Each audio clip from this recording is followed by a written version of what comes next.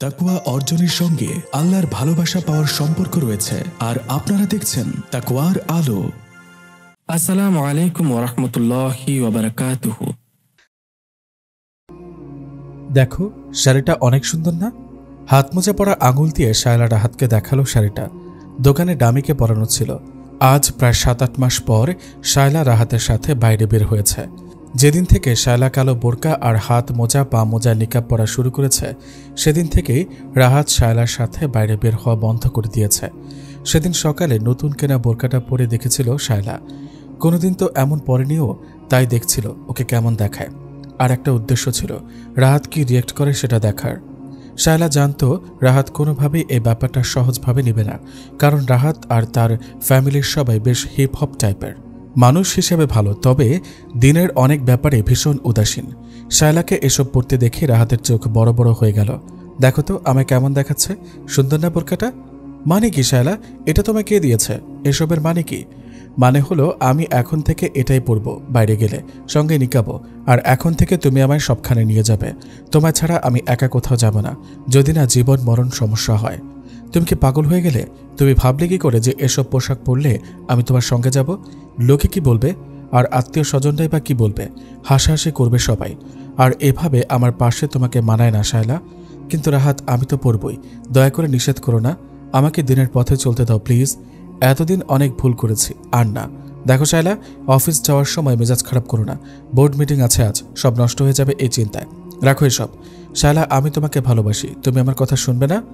জানি তুমি আমায় ভালোবাসো, কিন্তু আল্লাহ সুবহানাহু ওয়া তাআলা তোমার থেকে আমাকে অনেক অনেক বেশি ভালোবাসেন।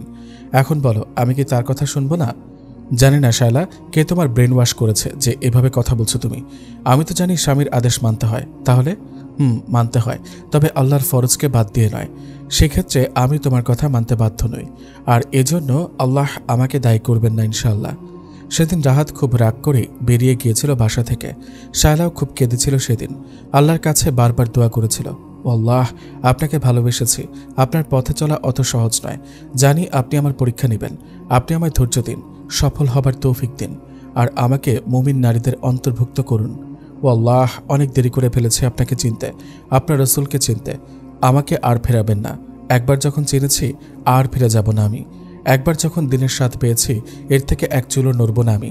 আপনি আমায় কবুল করুন, আমিন। রাহাত বুঝে গিয়েছিল শায়লাকে আর আগের অবস্থায় ফেরানো যাবে না। শায়লার সাথে বাইরে যাওয়া বন্ধ করে দিল রাহাত, এমনকি কোথাও বেড়াতে যাওয়া, আত্মীয়র বাড়ি যাওয়া, সব।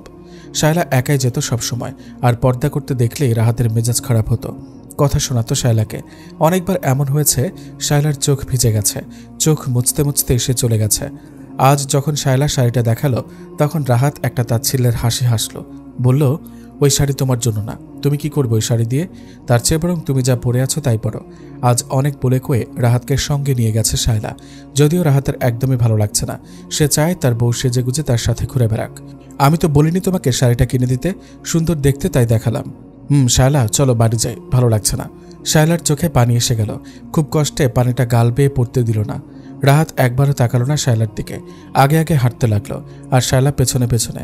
দিনে ফেরার পর থেকে রাহাত শায়লার সাথে বাইরে বের হয় না। একবার ডাক্তারের কাছে যাবার প্রয়োজন হয়েছিল। সেদিন নিতান্ত বাধ্য হয়েই রাহাত গিয়েছিল শায়লার সাথে। শায়লা অসুস্থ থাকা সত্ত্বেও রাহাত ওর সাথে হাঁটছিল না, আজকেও তাই। অথচ আগে যখন শায়লা এমন ছিল না, তখন রাহাত ওর হাত ধরে হাঁটত। রাস্তায় বের হলে খুব আগলে রাখত ওকে। শায়লা আগের রাহাতের সাথে এখনকার রাহাতকে মেলাতে পারে না একদম। খুব কষ্ট হয় ওর। বাড়ি ফিরে শায়লার সাথে কোনো কথা বলল না রাহাত। ফ্রেশ হয়ে বিছানার এক কোণে গিয়ে শুয়ে পড়ল। তেমন রাত হয়নি, এ সময় তো ও ঘুমায় না কখনো। শায়লা কিছু বলল না, চুপচাপ রান্নাঘরে চলে গেল কফি বানাতে। আগে একসাথে কফি খেত, এখন তাও হয় না। 2 মগ কফি নিয়ে ঘরে ঢুকেই দেখলো রাহাত বিছানায় নেই। শায়লা বারান্দায় গিয়ে দেখলো রাহাত চুপচাপ দাঁড়িয়ে আছে স্ট্যাচুর মতো। শায়লা রাহাতের খুব কাছে গিয়ে বলল, এই নাও তোমার কফি। কফি কে বানাতে বলেছে শায়লা? তুমি খাও, আমার খেতে ইচ্ছা করছে না। অথচ এই রাহাতই শায়লার বানানো কফি ছাড়া খেত না। রাহাত ঘরে চলে এলো, শায়লাও এলো পেছন পেছন। শোনো শায়লা, আগামী শুক্রবার তিন্নির বিয়ে ঠিক হয়েছে, আমাদের যেতেই হবে সেখানে। ওহ, তোমার ফুফাতো বোনের বিয়ে ঠিক হলো হঠাৎ করেই? এভাবে কয়েকদিনের মধ্যে ওরা সব গোছাতে পারবে? হঠাৎ করে কেন হবে? বেশ কিছুদিন ধরেই কথাবার্তা চলছিল। কই, আমায় তো কিছু বলনি রাহাত, আমায় একটু জানাতে তো পারতে। ও, তুমি তো এখন আর আমার সাথে কোনো কথাই বলো না, জানাবে কিভাবে? এত কথা বলো না শায়লা, ভালো লাগছে না। আমি চাই না বিয়েতে তুমি এভাবে যাও। আগে যেভাবে যেতে সেভাবে যাবে। নতুন শাড়ি গয়না লাগলে বলো, আমি কিনে দেব। শাড়ি গয়না তো অনেক আছে, সেগুলোই এখন আর পরা হয় না। শুধু শুধু টাকা খরচ করার দরকার নেই। আর আমি শাড়ি পরবো না, আমি যেমন করে পর্দা করি সেভাবেই যাব। দেখো শায়লা, আমাকে রাগিও না। এখন আর কোনো বিয়ের অনুষ্ঠানেই আমি তোমাকে যেতে বলি না। এই বিয়েটা আমার ফুফাতো বোনের, না গেলেই নয়, তাই যেতে বলেছি। দয়া করে আমার মান সম্মান নষ্ট করো না। তুমি এভাবে গেলে নানান জনের হাজারটা কথা শুনতে হবে, আমার সব আত্মীয় স্বজনের হাজারটা প্রশ্নের উত্তর দিতে হবে। ওরা হাসাহাসি করবে আমায় নিয়ে, বুঝতে পারছো তুমি? তাহলে বরং আমাকে রেখে যাও তুমি, আমি বাড়িতেই থাকি। এটা আমার কাছের আত্মীয়র বিয়ে শায়লা, তোমাকে রেখে গেলেও হাজারটা প্রশ্ন করবে, আর আমাকে তো যেতেই হবে। কিন্তু রাহাত, আমি কিছুতেই পর্দা ছাড়া যাব না সেখানে অনেক গায়রে মাহারাম যাদের সাথে বিয়ে জায়েজ আছে তারা থাকবে, আমার পক্ষে সম্ভব নয়। ঠিক আছে, তুমি না হয় শাড়ির সাথে হিজাব পরো আর একটু সাজগোজ করো সেদিন। না রাহাত, আমি সেটাও পারবো না। পর্দার জন্য শাড়ি পারফেক্ট না, শাড়িতে দৈহিক গঠন বোঝা যায়। আর পর্দার প্রথম শর্তই হলো নিজের সৌন্দর্য অন্যের কাছে প্রকাশ না করা। আমি যদি শাড়ি পরে সাজগোজি করলাম তাহলে আমার পর্দার কি হবে? যারা এমনটা করে তারা আসলে আল্লাহর হুকুমের সাথে মজা করে। ঠিক আছে, তোমার যা খুশি তাই করো, খালি লেকচার আর লেকচার। এত লেকচার তো আগে দিতে না শায়লা, আগে তো জানতাম না তাই। ও, তা কে তোমাকে জানালো শায়লা? জানার ইচ্ছে থাকলে জানা যায়, আল্লাহই সাহায্য করেন। শুক্রবার শায়লা, রাহাত আর পরিবারের সবার সঙ্গে বিয়েতে উপস্থিত হলো। এত বড়সড় আয়োজন শায়লার কাছে নতুন কিছু না, এগুলো দেখে সে অভ্যস্ত। আগে খুব উৎফুল্ল হতো এগুলো দেখে, মজা লাগতো। আর আজ ওর ইচ্ছে করছে এক দৌড়ে চলে যায় সেখান থেকে। সবাই সেজেছে অনেক, একসময় সেও সাজত খুব, মনে হয়েই খারাপ লাগছে। কত মানুষের খারাপ দৃষ্টি যে ওর উপর পড়তো তার হিসেব নেই। রাহাত কই গেল, দেখা যাচ্ছে না ওকে। এতক্ষণ অন্য মনস্ক ছিল শায়লা, খেয়ালই করেনি যে রাহাত ওর সাথে নেই। একটা টেবিলে গিয়ে চেয়ার টেনে বসে পড়ল শায়লা। এই জায়গাটা একটু ফাঁকা, তেমন কেউ নেই। কিছুক্ষণ পর একজন ওয়েটার এসে বলল, আন্টি একটু ওইদিকে গিয়ে বসেন প্লিজ, টেবিলটা একটু সরাতে হবে। শায়লা ওয়েটারের দিকে তাকালো, দেখলো ওয়েটার ওর দিকে না তাকিয়ে বলছে কথাগুলো। কি অদ্ভুত, অথচ আগে যখন বিয়েতে আসতো তখন ওয়েটারও ওর দিকে তাকিয়ে থাকতো। আন্টি বলো তো দূরের কথা, ম্যাডাম বলতো, আর আজ তাকালোই না। খুশি হলো শায়লা, তার মানে ওর পর্দাটা ঠিকঠাকই হচ্ছে। একটু দূরে রাহাতের কাজিনরা কথা বলছে, হাসছে, বউয়ের সাথে ছবি তুলছে। সেদিকে গেল না শায়লা, ছবি তোলাও ছেড়ে দিয়েছে ও। রাহাতের ফুপুকে দেখে এগিয়ে গেল। আসসালামু আলাইকুম ফুপু আম্মা। ওয়ালাইকুম আসসালাম। তুমি? জি ফুপু আম্মা, আমাকে চিনতে পারছেন না? আমি শায়লা, রাহাতের ওয়াইফ। ফুপু আম্মা বিস্ফোরিত চোখে তাকালো ওর দিকে। ওহ নো, একই অবস্থা তোমার, কবে থেকে? রাহাত কই? ফুপু আম্মা শান্ত হন। রাহাত আছে কোথাও, সমস্যা নেই। কিন্তু তোমার এই অবস্থা কেন? রাহাত এগুলো করতে বলেনি নিশ্চয়ই? না ফুপু আম্মা, আমি নিজে থেকে করেছি, আর এভাবেই থাকবো সব সময়। ফুপু আম্মার সাথে কথা বলতে দেখে আরো দুই একজন আত্মীয় এগিয়ে এলো। কে নি? ফুপু আম্মা বললেন, আরে চিনতে পারছিস না, রাহাতের বউ, দেখ কি অবস্থা, চেনাই যায় না মেয়েটাকে। ও তাই নাকি? সবাই দেখছে শায়লাকে আর নিজেদের মধ্যে কানাঘুষা করছে। ফুপু আম্মার বয়স 55 হবে প্রায়, তবুও বেশ পরিপাটি করেই সেজেছে। নিয়মিত ব্যায়াম আর ডায়েটের কারণে বয়স আরেকটু কমই মনে হয়। শায়লা ভাবল, যেভাবে শরীরের যত্ন নেয় সেভাবেই যদি আত্মার যত্ন নিত তবে কতই না ভালো হতো। শায়লা খুব দ্রুত সরে এলো ওখান থেকে। তিন্নির সাথে দেখা করতে হলে স্টেজে যেতে হবে, আর সেখানে গেলে ফটোগ্রাফাররা ছবি তুলবে। অনবরত ক্লিক হচ্ছে ক্যামেরা। এমনটা ওর বিয়েতেও হয়েছিল। এঙ্গেজমেন্ট থেকে শুরু করে গায়ে হলুদ, বিয়ে, বৌভাত, হানিমুন পর্যন্ত অনেক ছবি আছে ওর।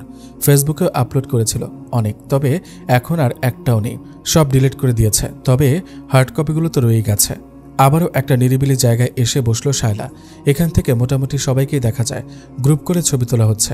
বর আর কনের বন্ধুবান্ধব সবাই বেশ মজা করে ছবি তুলছে। আগে যখন শায়লা কোনো বিয়েতে যেত তখনও ঠিক এভাবেই ছবি তুলত। ছবি তোলার জন্য ডাকাডাকি করতো সবাই। এক্সক্লুসিভ শাড়ি, গয়না আর সাজে ভালোই লাগতো শায়লাকে। বিয়ের পরও কতগুলো যে বিয়ের প্রস্তাব পেয়েছে এইসব বিয়ের অনুষ্ঠানে এসে।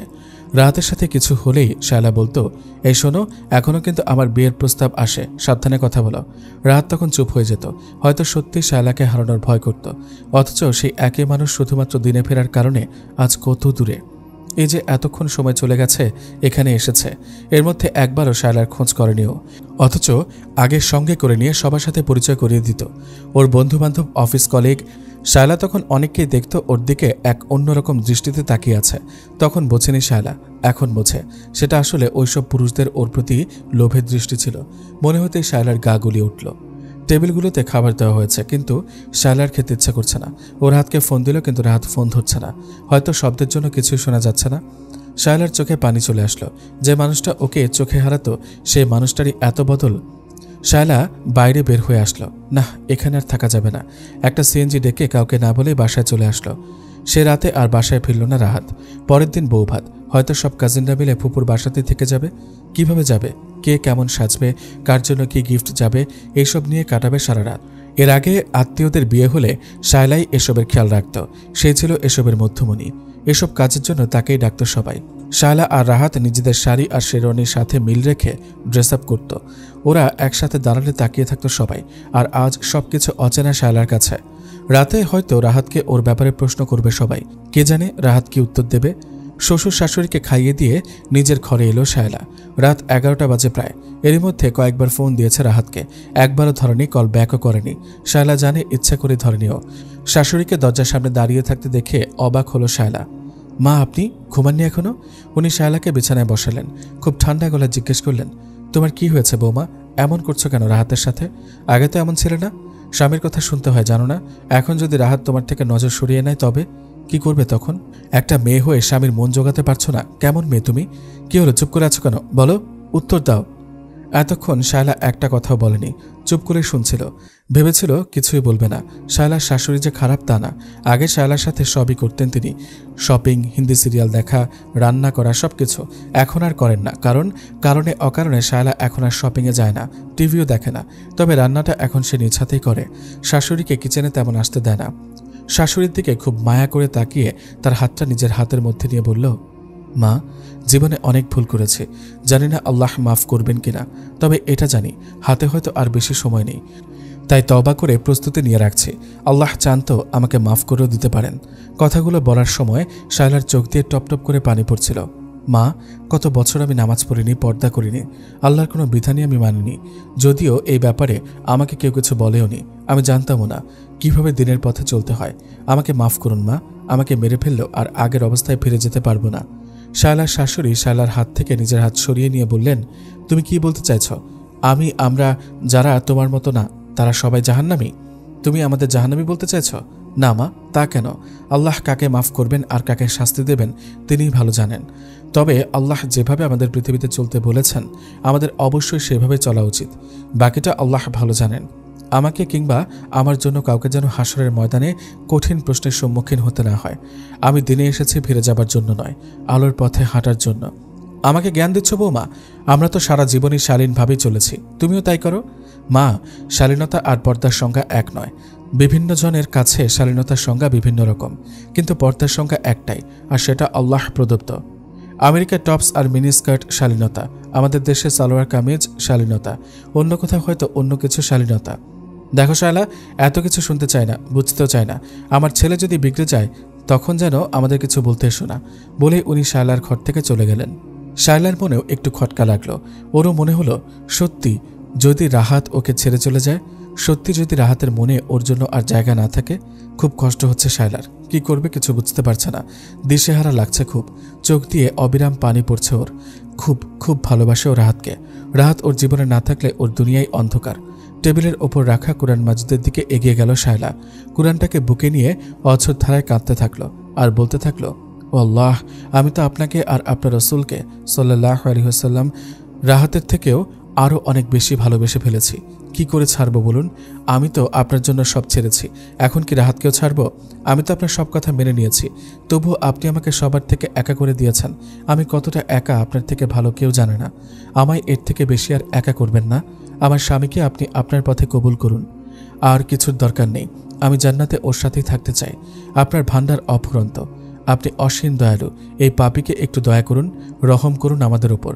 মাত্র জায়নামাজ থেকে উঠতে যাচ্ছে শায়লা, আর তখনই গাড়ির হর্ন শুনতে পেল। রাহাত এসেছে নিশ্চয়ই।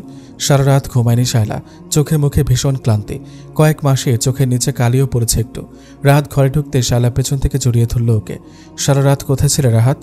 এই প্রথম তুমি আমাকে ছাড়াই রাত কাটালে, এর আগে কখনো এমন করনি তো? রাহাত হাত দিয়ে টেনে শায়লাকে সামনে নিয়ে এসে বলল, ফুপুর বাসা ছিলাম জানোই তো, অন্য কোথাও ছিলাম না।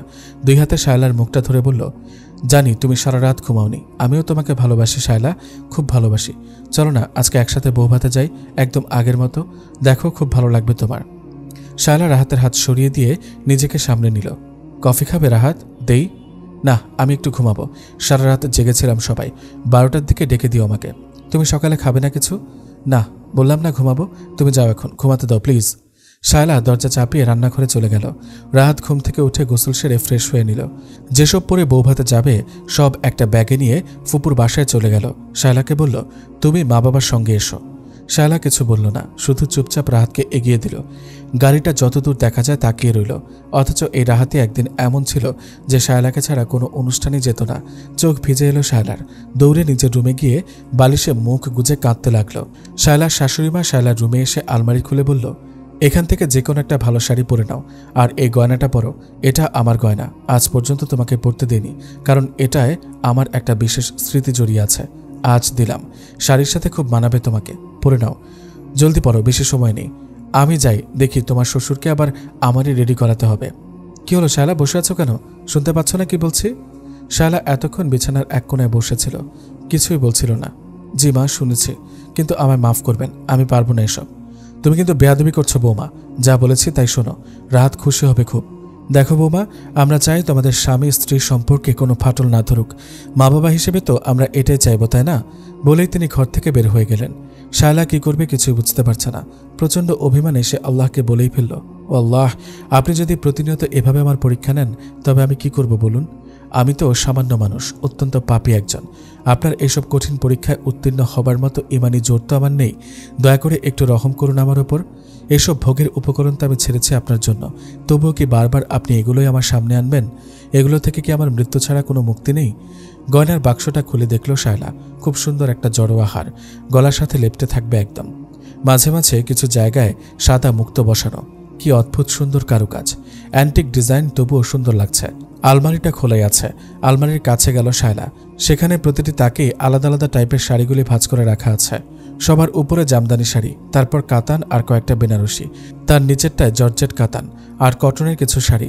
পাশের হ্যাঙ্গারে অনেকগুলো সুতি শাড়ি, একদম নিচে চুরির আলনা আর কানের দুল রাখার জায়গা। এই আলমারিটা শায়লা ওর সুবিধা মতো নিজে ডিজাইন করে বানিয়েছিল। কোথায় কি রাখবে সেই অনুযায়ী ডিজাইন করা। কে জানতো এগুলোই ওর কাছে একসময় বিরক্তিকর মনে হবে। শায়লা ঠাস করে আলমারিটা বন্ধ করে দিল। ওর মনে হলো আলমারির ভেতর থেকে কেউ বলছে, পরে নাও এগুলো, দারুণ লাগবে তোমায়। শাশুড়ির গয়না বিছানাতেই পড়ে রইল। শায়লা বসে পড়ল মাটিতে। শুধু আল্লাহর কাছে এটাই চাইছিল, ও আল্লাহ, এ যাত্রায় বাঁচিয়ে দিন আমায়।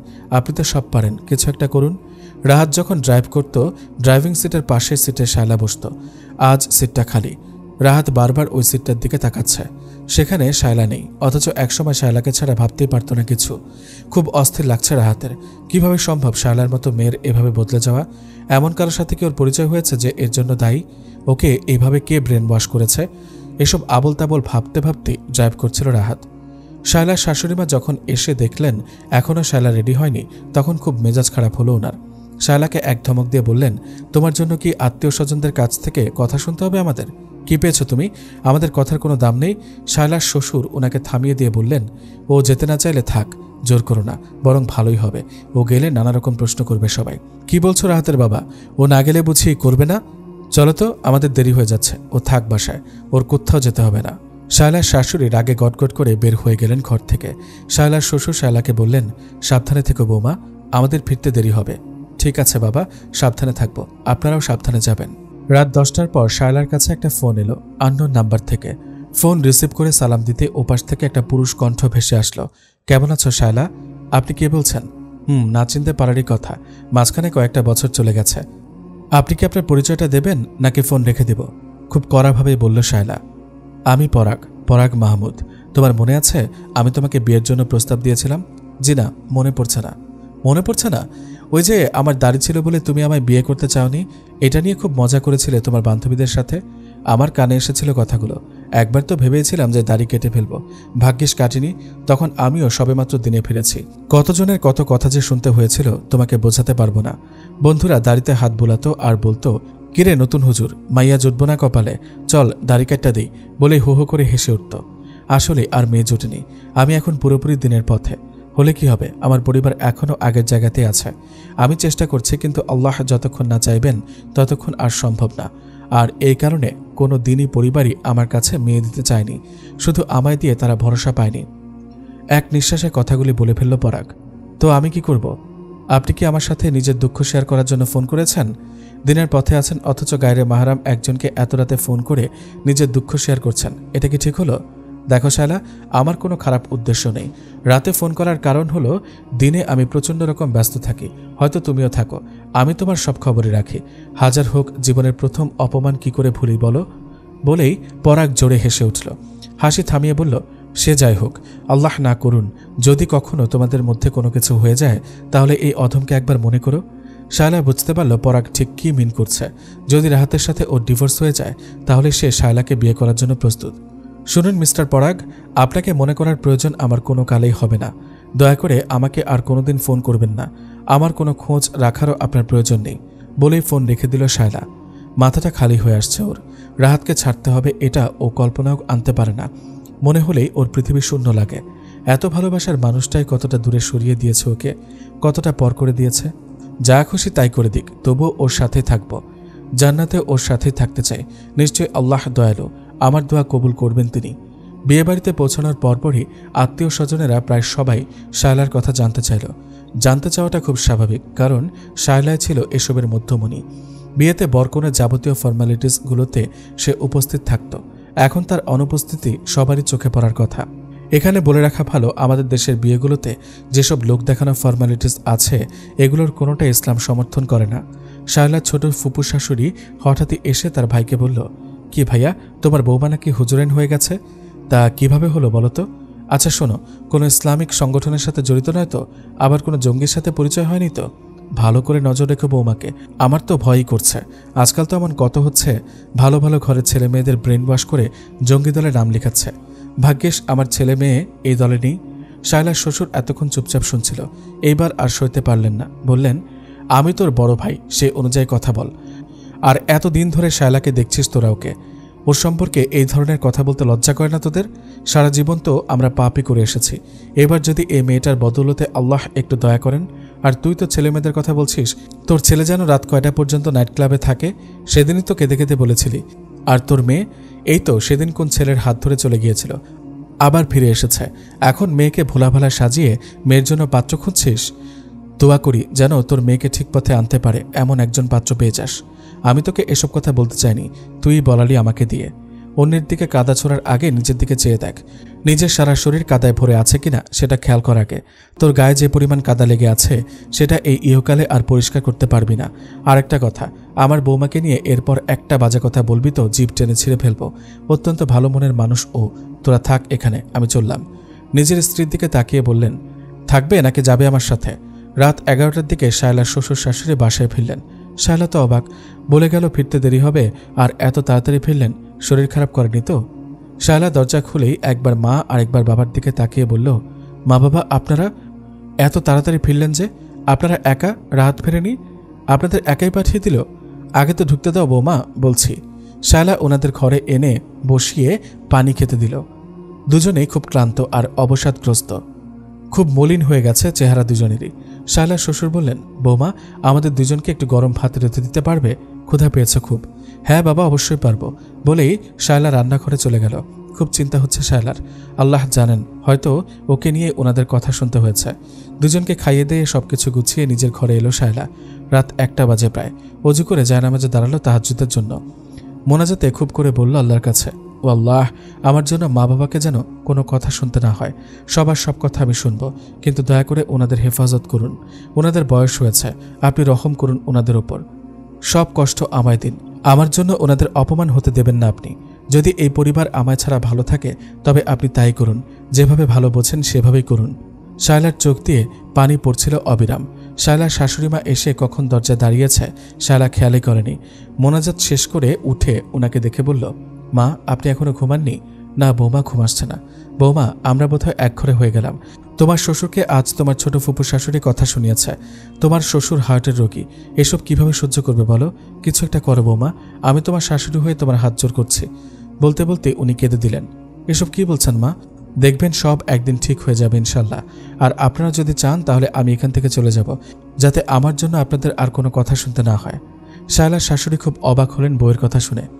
তুমি এই কথা বলতে পারলে? কিভাবে পারলে? এই সংসার ছেড়ে চলে যাবে, তবুও আমাদের কথা শুনবে না?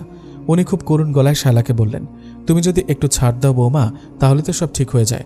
আচ্ছা, তুমি না হয় পর্দা করো, তবে একটু স্বাভাবিকভাবেও তো করতে পারো। যেমন ধরো মাথায় হিজাব পরলে, সালোয়ার কামিজ শাড়ি পরলে, একটু হালকা সাজলে, এভাবে করলে দোষ কি বলো? তবুও তো রাহাতকে হয়তো আমরা বোঝাতে পারবো। আজকাল তো এভাবে অনেকেই করে। শায়লা মুচকি হাসলো একটু, বলল, মা, পর্দার প্রথম শর্তই হলো নিজের সৌন্দর্য অন্যের কাছে প্রকাশ না করা। আমি যদি পর্দা নামে নিজেকে সুন্দরভাবে উপস্থাপন করলাম, তবে আর পর্দা কেন করব?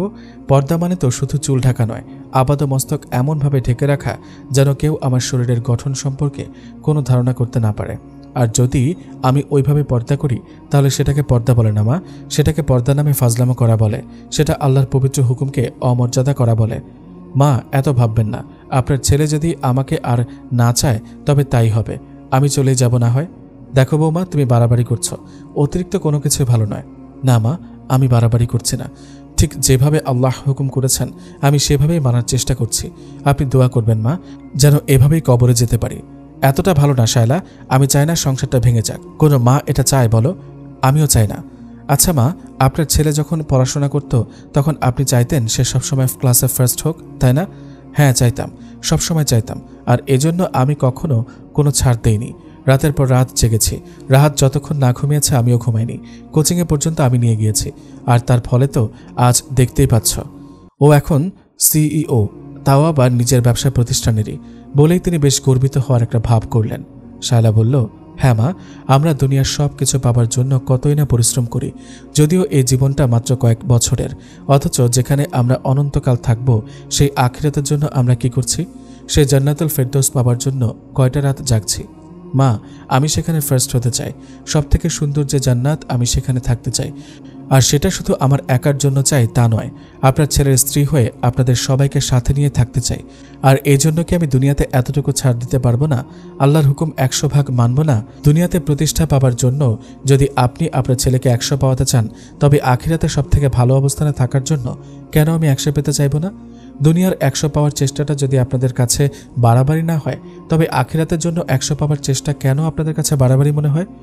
শায়লার শাশুড়ি কোনো উত্তর দিচ্ছে না, চুপ করে আছে। মা, আপনি ঘুমাতে যান, ভোর হতে বেশি সময় নেই, একটু ঘুমিয়ে নিন। শায়লা ওনাকে ওনার রুমে নিয়ে গিয়ে শুয়ে দিয়ে আসলো। সেই রাতে শায়লার আর ঘুম হলো না। ফজরের নামাজ শেষ করে একটু কোরআন তেলাওয়াত করে বাংলা অনুবাদটা পড়ে নিল সাথে সাথে। প্রতিদিন এভাবে একটু একটু করে কোরআন বুঝে নেয় ও। তারপর শ্বশুর বাবার জন্য হালকা 1 কাপ কফি বানিয়ে ওনার ঘরে দিয়ে আসে। প্রতিদিন ভোরে কফি খেয়ে অনলাইন নিউজ দেখে তারপর তিনি বাইরে হাঁটতে বেরোন। আর এই সময় ওনার ঘরে খুব মৃদু ভলিউমে রবীন্দ্রসঙ্গীত বাজতে থাকে। এই সঙ্গীত ছাড়া উনি একটা সকালও কাটান না। মা বাবা দুজনেরই খুব পছন্দ এটা। একসময় শায়লাও শুনত খুব। আমারও পড়ানো যাহা চায় ওর ফেভারিট ছিল। এখন আর শোনে না। এখন কোরআন তেলাওয়াতের সুরের থেকে আর কোনো সুরই ওর ভালো লাগে না। সকালের নাস্তাটা ও কোরআন তেলাওয়াত শুনতে শুনতে বানায় প্রতিদিন। মা বাবার ঘরের কাছে যেতে দেখল দরজা খোলা। আজ আর কোনো রবীন্দ্রসঙ্গীত বাজছে না। শ্বশুর বাবাকে দেখল জায়নামাজে বসে আছে। শুধু বসে আছেন না, খুব নীরবে কাঁদছেন উনি। খুব অবাক হলো শায়লা, এমন এর আগে কখনো দেখেনিও। শায়লা বাবার কাছে গিয়ে বসল আর বলল, বাবা, আপনার কি শরীর খারাপ লাগছে? শায়লার শ্বশুর মুখ তুলে তাকালেন। নিজের ছেলের বউয়ের মুখটা দেখে খুব কষ্ট হলো তার। এমন মুখের প্রতি রাহাত কতই না অবিচার করছে। নিজের মেয়ের অনুপস্থিতি শায়লাকে দিয়েই পূরণ করেন তিনি। কি বাবা, আমায় বলেন তো, কাল ছোট ফুপুর কথায় কষ্ট পেয়েছেন আপনি? না রে মা, আমি কাঁদছি আমার নিজের জন্য। মা, আমি সব জানতাম। কি জানতেন বাবা? আমি আল্লাহর হুকুমের কথা সব জানতাম। আমি একসময় পুরো কোরআন বুঝে পড়েছিলাম, কিন্তু মা, আমি জেনেও কিছুই মানিনি। দুনিয়ার মোহে পড়ে আমি সব ভুলে গিয়েছিলাম। আমি নিজেও মানিনি, আমার বউ ছেলে মেয়ে কাউকে মানতেও বলিনি। আমার মেয়েটা দেশের বাইরে থাকে, সে পুরো ওয়েস্টার্ন কালচার ফলো করে, পোশাক আশাক, কাজে, ব্যবহারে, সবখানে। ওর মেয়েটাও তাই করে, মায়ের মতো। বিয়েও দিয়েছি এমন একজনের সাথে যে দিনের ব্যাপারে গাফেল। আমার কি হবে বলো তো মা? যারা জানে না তাদের কথা আলাদা, কিন্তু আমি জেনেও মানিনি। আমার শাস্তি কতটা ভয়ঙ্কর হবে বলতে পারিস? এখন কি করব আমি? এখন কি আমার তওবা কবুল হবে? এখন বললেও আমার বউ ছেলে মেয়ে কেউ কিচ্ছু মানবে না। চারা গাছ ছোট থেকে যত্ন না করলে সে কি বড় হয়ে ভালো ফল দেয়? উনি কাঁদতে কাঁদতে বললেন কথাগুলো। বাবা, আপনি কেন এত চিন্তা করছেন? আল্লাহ তো পবিত্র কোরআনে বলেছেন তিনি দয়ালু, আর যতবার শাস্তির কথা বলেছেন ততবার তার অনুগ্রহ আর ক্ষমার কথা বলেছেন। তাহলে এত চিন্তা কেন করছেন বাবা? হাজার অপরাধ করার পর সন্তান যখন তা বুঝতে পেরে মা বাবার কাছে ক্ষমা চায়, মা বাবা কি তখন সন্তানকে ফেলে দেয়? বুকে জড়িয়ে নেয় না? আর আল্লাহ সুবহানাহু ওয়া তাআলা তো আমাদেরকে মা বাবার থেকেও আরও অনেক বেশি ভালোবাসেন। তার দয়ার ভাণ্ডার অফুরন্ত, তিনি নিশ্চয়ই ক্ষমা করে দেবেন। আপনি আপনার মেয়ের জন্য দোয়া করতে থাকুন বাবা, যেন আল্লাহ তাকে তার পথে কবুল করেন। সন্তানের জন্য মা বাবার দোয়া তাড়াতাড়ি কবুল হয়, ইনশাআল্লাহ আল্লাহ কবুল করবেন। নিজের ঘরে গিয়ে গোসল করে ফ্রেশ হয়ে নিল শায়লা। রাত আসার সময় হয়ে গেছে। রাতে হয়তো ফুপুর বাসাতেই ঘুমিয়েছে। হালকা সাজল শায়লা, একটা হালকা গোলাপি জর্জেট কাতান, কানে গলায় ছোটখাটো গয়না পরে নিল। বেলা 9টার দিকে ফিরল রাহাত। শায়লাকে দেখে কিছুক্ষণের জন্য ওর চোখ যেন আটকে গেল। অনেকদিন পর পুরোপুরি তাকালো মেয়েটার দিকে। খুব মায়াবী লাগছে মেয়েটাকে, তবে চোখের নিচে কালি পড়েছে একটু, হয়তো চিন্তায় এমন হয়েছে। শায়লা খুব স্বাভাবিক ব্যবহারই করলো রাহাতের সাথে। কি হলো, এত দেরি করলে যে? আমি কখন থেকে অপেক্ষা করছি জানো? আচ্ছা তুমি এমন কেন, একটা ফোনও করনি? অভিমান করে বলল ও এখন তো আমাকে আর তোমার ভালোই লাগে না। রাহাত ঘরের দরজা বন্ধ করে দিয়ে শায়লাকে খুব কাছে টেনে ওর কপালের চুলগুলি সরিয়ে দিতে দিতে বলল, চলো আজ আগের মতো হারিয়ে যাই। যাবে? হারিয়ে যাই মানে? কোথায় হারাবো? রাহাত একদম আগের মতো বিছানাটা দেখিয়ে দিয়ে বলল, ওই যে ওখানে, বলেই হেসে দিল। শায়লার সে আগের মতোই না বোঝার ভান। ধুর, এখানে আবার হারানো যায় নাকি? খুব যায় শায়লা, চলো। শায়লা রাহাতের গলা ধরে ঝাঁকাতে লাগলো, তুমি অনেক দুষ্টু, দাঁড়াও দেখাচ্ছি মজা। শায়লা ছুটতে গিয়েও পারল না। রাহাত আরো শক্ত করে জড়িয়ে ধরল, বলল, আজ আর ছোটাছুটি নেই, হারাতে তোমাকে হবেই। আচ্ছা চলো লং ড্রাইভে যাই, শহর থেকে একটু দূরে কোথাও। এই কথা শুনে শায়লা চুপ হয়ে গেল, মুখটা কেমন ফ্যাকাশে হয়ে গেল। শায়লা বুঝতে পেরেছে যে কেন রাহাত এই কথা বলছে। আজ এই সাজ দেখে বলছে। রাহাত খুব পছন্দ করত ওকে নিয়ে ঘুরতে, আর শাড়ি তো রাহাতের অনেক পছন্দ। শাড়ি শায়লারও পছন্দ, আগে পরতো খুব, খোপায় ফুল পরত, রেশমি চুড়ি, চোখে কাজল, এগুলো কখনোই বাদ যেত না শায়লার। তবে এখন আর বাইরে কোথাও পড়তে চায় না, একদম শুধু রাহাতের জন্যই সাজতে চায়ও। কিন্তু রাহাত এটা পছন্দই করে না। কি ব্যাপার শায়লা, চুপ করে আছো যে? যাবে না? না মানে মা বাবার জন্য রান্না করতে হবে। আসলে বিয়ের ঝামেলা গেল, সেখানে তো সব রিচ ফুড খেয়েছে, এখন একটু ওনাদের নিয়মিত ডায়েট অনুযায়ী রান্না করে দিই আমি, নয়তো কষ্ট হবে ওনাদের। তুমি তো জানো ওনাদের খাবারটা তো আগে থেকে আমি তৈরি করি, অন্য কারো হাতের খাবার খেতেও পারে না। তা ঠিক। তাহলে এক কাজ করি শায়লা, সন্ধ্যার পর আমরা ক্যান্ডেল লাইট ডিনারে যাব, আগে যেমন যেতাম। খুব ইচ্ছে করছে। আমি তাহলে এখন ফ্রেশ হয়ে অফিসে যাই। 3-4 দিন যাইনি, জানি না কি করছে সবাই। বিছানার একপাশে শায়লার শাশুড়ির দেওয়া সেই হারটা রাখা ছিল। শায়লারও খেয়াল ছিল না সরিয়ে রাখার। রাহাত দেখতে পেয়ে বলল, এটা কি? নিজেই খুলে দেখল। এটা তো মায়ের। কোথায় পেলে? মা দিয়েছে তোমাকে? হ্যাঁ, মা এনেছিলেন, পড়তে বলেছিলেন। খুব ভালো। জানো, মাকে এই হারটা প্রায়ই পড়তে দেখতাম ছোটবেলায়। মায়ের প্রিয় হার এটা, নিজের মেয়েকেও দেয়নি, আর ছেলের বউকে দিল। বাহ, কি ভালো শাশুড়ি তোমার, বলেই হাসলো রাহাত। ভালো হয়েছে। শোনো, আজ এটা পরবে কেমন? দারুণ লাগবে তোমায়, আর এটার সাথে একটা নীল কাতান পরবে। রাহাত ঘড়ির দিকে তাকিয়ে বলল, উফ, দেরি হয়ে যাচ্ছে, আমি গেলাম শায়লা, তুমি রেডি থেকো, সন্ধ্যায়। আমি সন্ধ্যার মধ্যেই ফিরব। রাহাত চলে যাওয়ার পর দরজা বন্ধ করে বিছানায় বসে পড়ল শায়লা। 2 হাতে মুখ ঢেকে ফুপিয়ে কাঁদতে লাগলো। আজ এতদিন পর এতটা স্বাভাবিক লাগলো রাহাতকে, এত সুন্দর করে কথা বলল ওর সাথে। শায়লা চায় রাহাত এমনই থাকুক সবসময়, কিন্তু ওর পক্ষে তো আর সম্ভব না আগের মতো হওয়া। শায়লা অজু করে এসে 2 রাকাত নামাজ পড়ে আল্লাহর কাছে 2 হাত তুলে কাঁদতে লাগলো। আল্লাহ, আমায় সাহায্য করুন, দয়া করুন। আমি যেগুলো থেকে দূরে সরতে চাইছি, আপনি বারবার সেগুলি আমার সামনে এনে হাজির করছেন। আমি এত নগণ্য একটা মানুষ, আমাকে দয়া করুন। আপনি তো চাইলে সব পারেন, আপনার না পারা বলতে কিছুই নেই। আমার স্বামীকে আপনার পথে কবুল করে নিন, আমার দোয়া কবুল করে নিন। আমি তো জান্নাতে ওর সাথেই থাকতে চাই, ওর স্ত্রী হয়ে, প্রিয়তমা হয়ে। আমি শুধু আপনারই মুখাপেক্ষী, শুধু আপনার কাছেই চাই। দেওয়ার মালিক তো শুধু আপনি, দয়া করুন, এই পাপীকে ক্ষমা করুন। রাহাত ফিরল সন্ধ্যায়। শায়লাও খুব সুন্দর করে রেডি হয়ে আছে, ঠিক যেভাবে বলেছিল রাহাত সেভাবে। রাহাত মুগ্ধ হয়ে তাকিয়ে আছে শায়লার দিকে। শায়লার হাতটা নিজের হাতের মধ্যে নিয়ে বলল, কতদিন পর তোমায় ঠিক আগের মতো লাগছে। আজ মনে হচ্ছে তুমি আমার সেই শায়লা। 2 হাতে শায়লার গাল ধরে বলল, তুমি আমার বউ, মিষ্টি বউ। শায়লার চোখ ছলছল করছে, শুধু পানিটা গাল বেয়ে গড়িয়ে পড়তে বাকি। রাহাত বলল, চলো আজ আবছা আলোয় মন ভরে দেখব তোমাকে। রাহাত শায়লার হাত ধরে টানল, কিন্তু শায়লা এক পাও নড়ল না, নিজের জায়গা থেকে স্থির হয়ে দাঁড়িয়ে রইল। রাহাত ফিরে তাকাতে শায়লা বলল, আমায় ঘরেই দেখো, আমি তো সেজেছি, তুমি যেভাবে বলেছ সেভাবেই সেজেছি। তবে আমাকে দেখতে বাইরে কেন যেতে হবে? ঘরেই দেখো না, তোমার যেভাবে খুশি সেভাবেই দেখো। মুহূর্তে রাহাতের চোখে মুখে রাগ চলে আসলো। শায়লাকে ধাক্কা দিয়ে বিছানায় ফেলে দিয়ে বলল, এত নাটক কেন করো শায়লা? কে শিখিয়েছে তোমায় এগুলো? তুমি কি বাঁচতে দেবে না আমাকে? রাহাত বুঝতে পেরেছে যে শায়লা এভাবে ওর সাথে যাবে না, পর্দা ছাড়া ও এক পাও নড়বে না। শায়লাকে বিছানা থেকে তুলে 2 হাত শক্ত করে ধরে ওর মুখের কাছে মুখ নিয়ে বলল, আমাকে সত্যি করে বলো শায়লা, কে তোমাকে এনেছে এই পথে? এসবে এত উৎসাহ কে দিল তোমাকে? কে তোমার ব্রেন ওয়াশ করেছে? কার সাথে পরিচয় হয়েছে তোমার? বলো আমায়।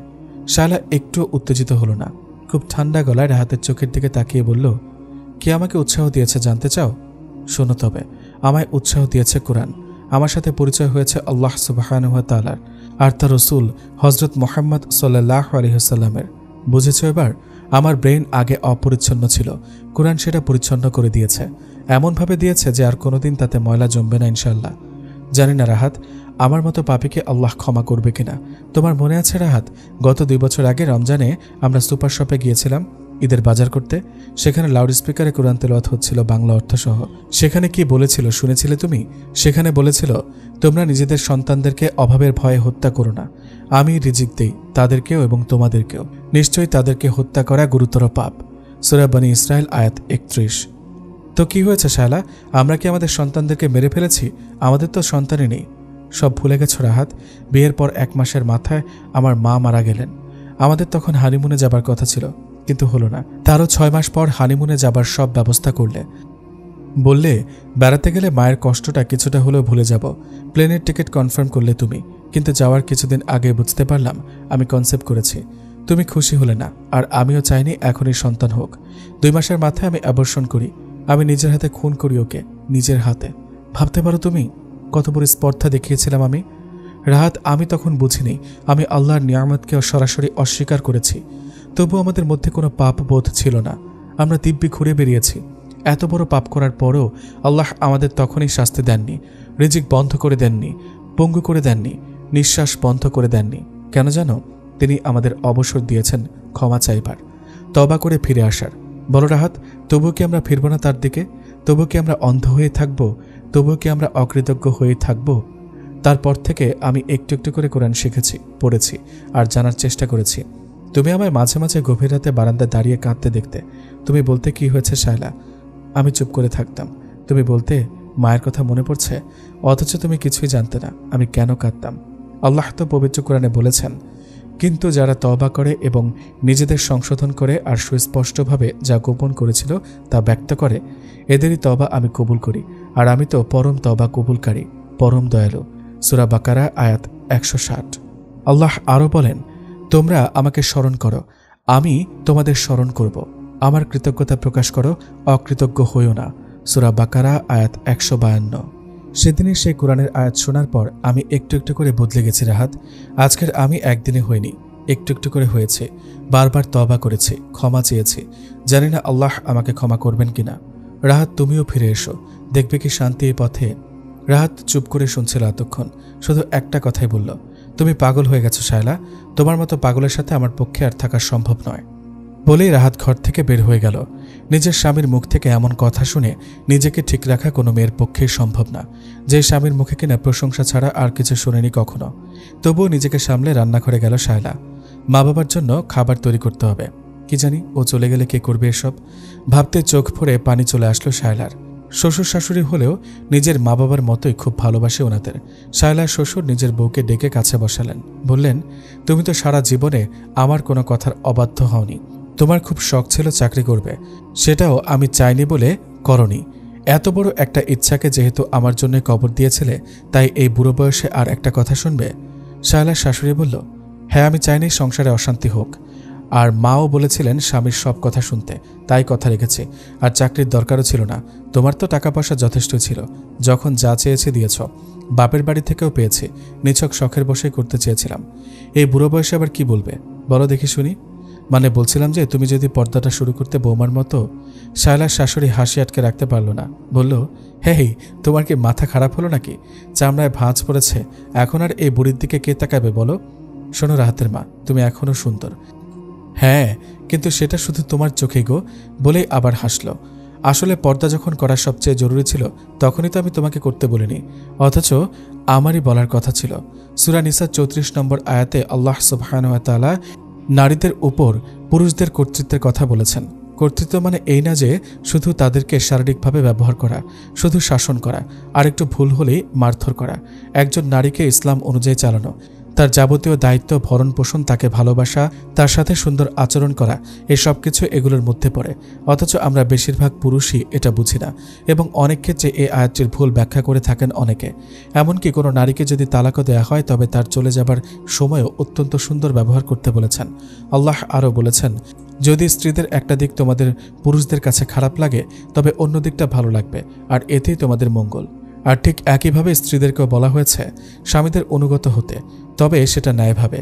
যদি কোনো স্বামী আল্লাহর হুকুম মানতে তার স্ত্রীকে নিষেধ করে বা কোনো খারাপ কাজের সাথে জড়িত থাকে যা ইসলাম হারাম করেছে, এমন স্বামীদের বাধ্য হতে বা তাদের ওই কাজকে সম্মতি জানানোর কথা ইসলাম কোনো স্ত্রীকে কোথাও বলেনি। তবে হ্যাঁ, এক্ষেত্রে খারাপ ব্যবহার, গায়ে হাত তোলা উভয়ের ক্ষেত্রে পরিত্যাজ্য। যদিও আমরা কিছু পুরুষেরা স্ত্রীদের গায়ে হাত তুলি, দোষ করুক আর না করুক। ইসলাম সূরা নিসায় স্ত্রীকে প্রহার করার অনুমতি এতটুকুই দিয়েছে যাতে তার গায়ে কোনো দাগ না পড়ে, এত সামান্য যাতে সে অপমান বোধ করে এবং স্বামীর ন্যায়সঙ্গত আদেশ মেনে চলে। আর আমরা কিছু পুরুষেরা এমনভাবে তাদেরকে মারি যে হসপিটালাইজড করতে হয়। কি অদ্ভুতভাবে আমরা কোরআন মানি, যেখানে নিজেদের স্বার্থ আছে শুধু সেটুকুই মানি, তাও আবার নিজের সুবিধা মতো। কিছু বুঝলে রাহাতের মা? কিছুই বুঝলে না, তাই না? হ্যাঁ, কি বললা? ওমা, এত বড় বয়ান করলাম, তুমি শুনো নাই? শুনলাম তো। হ্যাঁ শোনো, আমার না তোমার মায়ের খাওয়ার খুব শখ। কতবার কত কি করে তোমাকে রাগালাম, অথচ মারলে না কোনোদিন। মার দিবা একটু? রাহাতের বাবা হো হো করে হেসে উঠলেন। ঝগড়া করা ছাড়া তুমি থাকতে পারো না, পায়ে পাড়া দিয়ে হলেও করবা জানি। মারবো কেন? সারা জীবন আদরের ছিলে, আর তাই থাকবে। এবার শুধু আমার ওই শেষ কথাটা শোনো, তাহলে হয়তো পরকালে তোমার জন্য আমাকে জবাবদিহি করতে হবে না। তওবা করে নাও। শুনবো, তবে বোরকা পরতে পারবো না, বুড়ো হয়েছে। ঢিলাঢালা সালোয়ার আর কামিজ, সঙ্গে হিজাব থাকবে। চলবে স্যার? হ্যাঁ গো রাহাতের মা, খুব চলবে। বাঁচালে আমাকে। এখন মেয়েটার জন্য দোয়া করা ছাড়া আর কিছুই করার নেই। দেশে থাকলে না হয় এক কথা ছিল। শ্বশুরের হাসিটা রান্নাঘর থেকে শুনল শায়লা। বুঝতে পারল যে ওনারা দুজনে খুনসুটি করছেন। শায়লারও খুব ইচ্ছে ছিল যখন রাহাত আর ওর একটু বয়স হবে এভাবেই সময় কাটাবে, তখন আরও বেশি করে ভালোবাসবে দুজন দুজনকে। কিন্তু হয়তো আল্লাহর সেটা ইচ্ছা নয়। ওর তো আর থাকাই হবে না এই বাড়িতে। অনেক রাতে ফিরল রাহাত, রাতে খেলেও না। শায়লা জেগেছিল ওর জন্য। হটপটে খাবারও বাড়া ছিল। শায়লা জিজ্ঞেস করতে বলল, খেয়ে এসেছি, ক্ষুধা নেই। রাহাত ফ্রেশ হয়ে শুয়ে পড়ল। ফজরের নামাজের পর রাহাতের ঘুমন্ত মুখের দিকে তাকিয়েছিল শায়লা। অল্প আলোয় মায়াময় লাগছিল মুখটা। খুব মায়া হচ্ছিল নিজের স্বামীর জন্য। নিজের অজান্তে স্বামীর মাথায় হাত বুলিয়ে দিচ্ছিল। রাহাত ঘুম ঘুম চোখে তাকালো শায়লার দিকে। একটা ধবধবে সাদা ওড়নায় মাথাটা পেঁচানো, মাঝখানে শায়লার মুখটা ফুটন্ত সাদা গোলাপের মতো লাগছিল। এই ভোরবেলায় শায়লাকে এমনভাবে এর আগে দেখেনি রাহাত। আজ একদমই যেন অন্যরকম লাগছে। শায়লার চোখ বেয়ে পানি পড়ছে।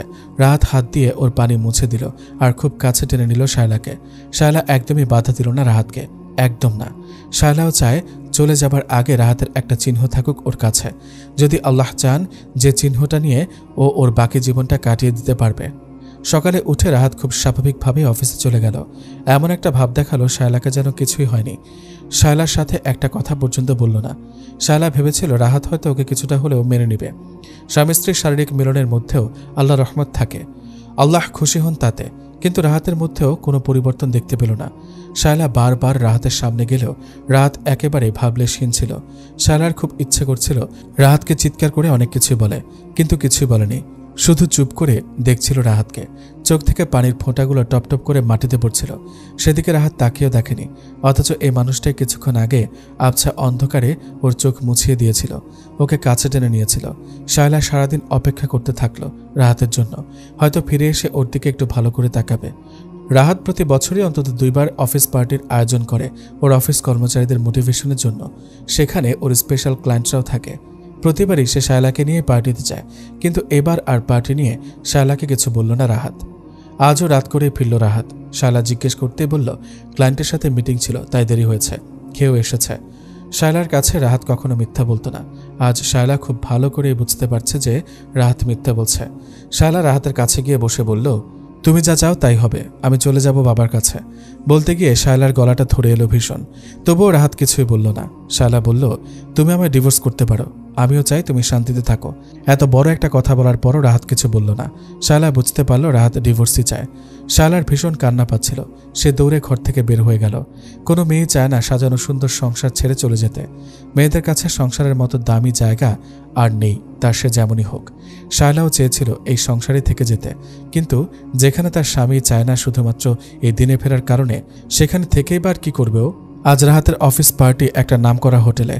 সকাল সকালই বের হয়ে গেল রাহাত। ঘর থেকে বের হবার সময় শায়লা পেছন থেকে জড়িয়ে ধরল ওকে। বলল, আর এমন করো না তুমি, আমি আর পারছি না সহ্য করতে, প্লিজ আমার সাথে কথা বলো। জানি আজ তোমার অফিস পার্টি আছে, আমি বুঝেছি, আর ড্রয়ারে কার্ডও দেখেছিলাম। তোমার আজ আসতে দেরি হবে তাও জানি, জানি না আর দেখা হবে কিনা। কিছু তো বলো আমায়, আমি তোমার স্ত্রী, এমনটা করো না আমার সাথে। শায়লা কাঁদতে লাগলো।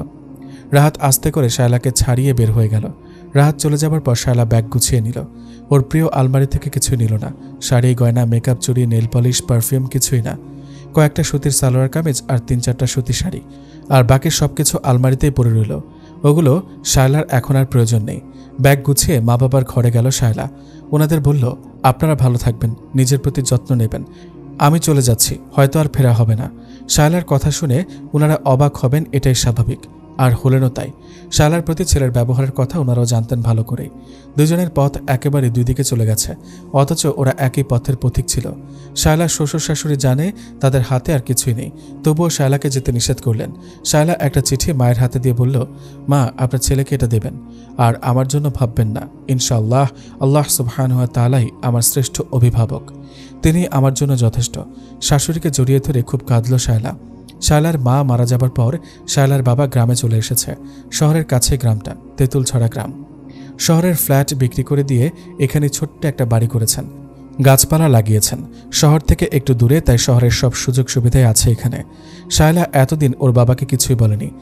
বয়স হয়েছে, শুধু শুধু টেনশন দিতে চায়নি। মেয়েকে দেখে একটু অবাকই হলেন উনি। এভাবে তো আর আগে কখনো দেখেনি। শায়লা না বলে কয়ে এর আগেও এসেছে, কিন্তু সঙ্গে রাহাত ছিল, আজ একাই এসেছে। শায়লার বাবা জিজ্ঞেস করতে বলল, পরে বলছি বাবা, আগে তো ঢুকতে দাও, আর খুব ক্ষুধা পেয়েছে, তারপর তোমায় সব বলবো। বাবাকে প্রথমেই কিছু বুঝতে দিল না শায়লা, আস্তে আস্তে বলবে সব। বিকেলে বাবা আর নিজের চা বানিয়ে বাবার ঘরে নিয়ে গেল শায়লা। সবকিছু খুলে বলল বাবাকে। কোনো বাবাই মেয়ের এমন পরিণতি মানতে চায় না। মেয়ের এমন পরিণতির জন্য নিজেকে দোষারোপ করলেন তিনি। মেয়েকে বললেন, তোর এই পরিণতির জন্য আমিই দায়ী। কি বলছো বাবা এসব? তুমি কেন দায়ী হতে যাবে? এটা তো আমার ভাগ্যে ছিল। না রে মা, সবসময় ভাগ্যের দোষ দিবি না। অন্যায় করব আমরা, ভুল করব আমরা, আল্লাহর দেয়া বিধান মানব না, আর যখন জীবনে কোনো বিপদ আসবে তখন দোষ দিব আল্লাহর। এইসব আমাদের আল্লাহকে না মানার ফল। আল্লাহ তো বলেই দিয়েছেন কিভাবে চলতে হবে, পূর্ণাঙ্গ জীবন বিধান দিয়ে দিয়েছেন। আমরা কয়জন মানি বলতো? যদি সবকিছু মানার পরও বিপদ আসে, তবে অবশ্যই সেটা আল্লাহর তরফ থেকে পরীক্ষা। ধর, আমি তোকে বারবার করে বলে দিলাম রাস্তা পার হবার সময় চোখ খোলা রাখবি, বারবার সাবধান করেও দিলাম, কিন্তু তুই আমার কথা শুনলি না। তুই রাস্তা পার হবার সময় চোখ বন্ধ করলি। পারবি পার হতে? তার আগেই তো তুই কোনো গাড়ির সাথে ধাক্কা খেয়ে মরে যাবি। তাহলে তোর মরে যাবার জন্য কি আমি দায়ী? আমি তো বলেই দিয়েছি কিভাবে পার হতে হয়, কিন্তু তুই শুনিসনি। কিন্তু বাবা, আমার জন্য তুমি কিভাবে দায়ী হলে? শায়লার বাবা চায়ে চুমুক দিয়ে বললেন, অনেকদিন পর তোর হাতের চা খেলাম রে মা, মনে হচ্ছে যেন অমৃত, ঠিক তোর মা এভাবে বানাতো। একটা দীর্ঘশ্বাস ছেড়ে বললেন, অনেক কষ্ট দিয়েছি তোর মাকে, অনেক কথা শুনিয়েছি। তুই তো জানিসই তোর মাও ছিল দিনদার একজন মানুষ, বিয়ের আগে থেকে পর্দা করত। আমি মোটেও তার মতো ছিলাম না। কেন যে আমাকে বিয়ে করেছিল কে জানে? কি জানি, হয়তো আল্লাহর ইচ্ছা ছিল। বিয়ের পর থেকে অনেক চেষ্টা করেছিল আমাকে দিনের পথে নেওয়ার, কিন্তু নিতে পারেনি। দিনের পথে এসেছি ঠিকই, কিন্তু তার মৃত্যুর পরও যখন তার মুখটা হাসি হাসি ছিল, তখন বুঝেছি আমাকে বোঝাবেন বলেই হয়তো আল্লাহ তাকে এত তাড়াতাড়ি নিয়ে গেলেন। তুই যখন একটু একটু করে বড় হচ্ছিলি, তখন তোকে পর্দা শেখাতে চাইতো, আর আমি বলতাম এতটুকু মেয়ে কেন এখনই পর্দা করবে? পর্দা তোর ওপর ফরজ হবার পরও আমি করতে দেইনি। আমি এটা সমর্থনই করতাম না। আমি ভাবতাম মন ভালো তো সব ভালো, কিন্তু এটা বুঝতে পারিনি যে আমার মন না হয় ভালো, কিন্তু অন্যের মন সেটা যে ভালো আমি বুঝবো কি করে? তাই নিজেকেই আগে সামনে রাখতে হবে, নিজের এবং অন্যের ভালোর জন্য। পর্দার কথা উঠলেই কিছু মেয়েরা বলে ইসলাম আগে পুরুষদের পর্দা করতে বলেছে। হ্যাঁ, এটা ঠিক। পর্দার আয়াত পুরুষদের জন্যই আগে নাজিল হয়েছে।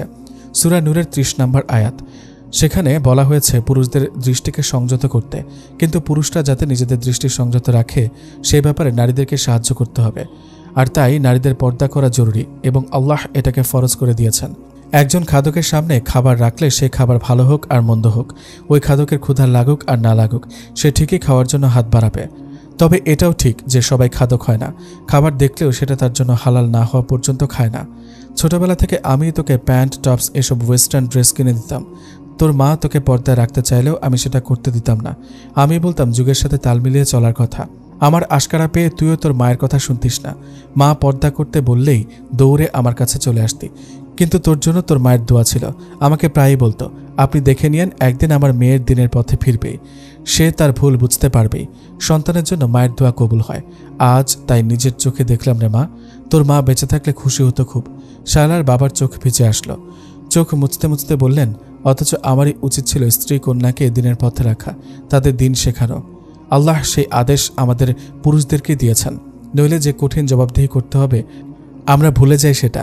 এখন তো আর সমস্যা নেই বাবা, এখন আর তোমাকে জবাবদিহি করতে হবে না। এদিকে অফিস পার্টি থেকে রাহাত ফিরল রাত করে।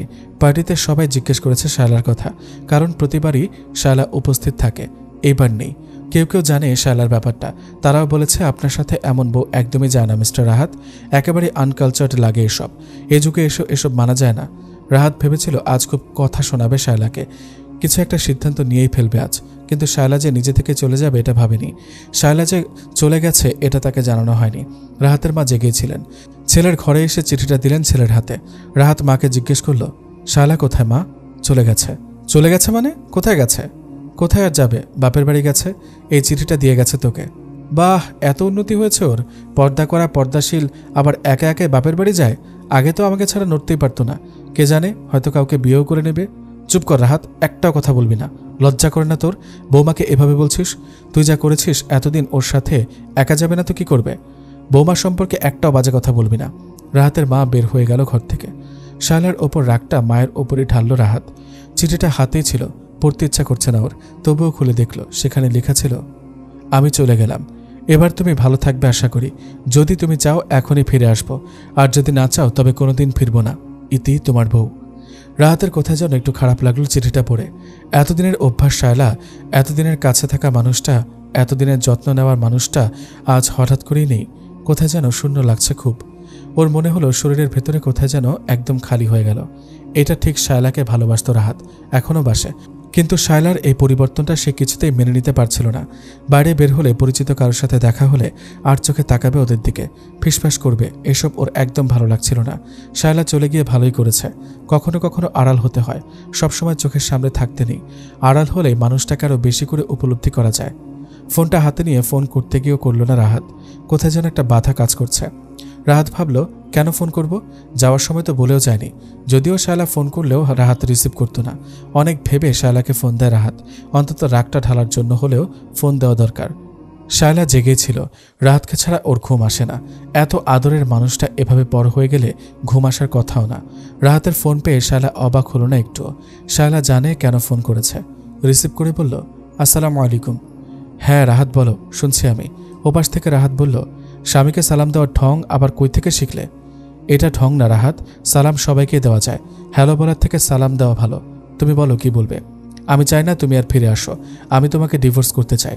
তোমার সাথে থাকা অসম্ভব। শায়লা জানতো রাহাত এই কথাগুলোই বলবে। ঠিক আছে রাহাত, যা তুমি ভালো বুঝবে তাই করবে। আমি তোমার শান্তি ছাড়া আর কিছুই চাই না। আর এতে যদি আমার ভালো হয় তবে তাই হবে। তবে একটা অনুরোধ, তুমি আমাকে তালাকটা একেবারে দিও না। এই ব্যাপারে কোনো একটা ভালো আলেমের কাছে জেনে নিও আগে। আচ্ছা রাখছি বলেই ফোনটা কেটে দিল শায়লা। বিছানায় পড়ে বালিশে মুখ গুজে ফুঁপিয়ে কাঁদতে লাগলো শায়লা, যাতে কান্নার শব্দ বাইরে না যায়। দিনে ফেরার পর শায়লা ফেসবুকে খুব একটা থাকতো না। নিজের টাইমলাইন থেকে ওর সব ছবি ডিলিট করে দিয়েছিল। আর সবাইকে বলেছিল যার যার কাছে ওর ছবি আছে যেন দয়া করে ডিলিট করে দেয়। ফেসবুকে ছবি আপলোড করলে সেটা যে কত জায়গায় কতজনের কাছে চলে যায় তার হিসাব থাকে না। আর তখন শুধু নিজের টাইমলাইন থেকে ডিলিট করলেও কোথাও না কোথাও সে ছবি থেকেই যায়। আর এই ছবি হয়তো কবর আজাবের কারণ হবে যদি না সে তওবা না করে মারা যায়। তওবা হলো আল্লাহর কাছে নিজের কৃতকর্মের জন্য ক্ষমা চাওয়া এবং আল্লাহর কাছে প্রতিশ্রুতিবদ্ধ হওয়া যে সে ওই কাজ আর করবে না। যদি তওবা করার পর আবার সে ওই কাজ করে তবে তার তওবা আল্লাহর কাছে গ্রহণযোগ্য হবে না। অথচ এই শায়লাই আগের দিনে 3 বার প্রোফাইল পিকচার বদলাত। তাতে কতজন যে লাইক কমেন্ট করত। ওর বিবাহ বার্ষিকী আসলে হলুদ আর বিয়ের ছবি দিয়ে নিজের টাইমলাইন সাজাতো। ফটোগ্রাফার দিয়ে তোলা সেসব ছবি দারুণ সুন্দর ছিল। সবাই সেসব ছবিতে দেদারসার লাইক কমেন্ট করত।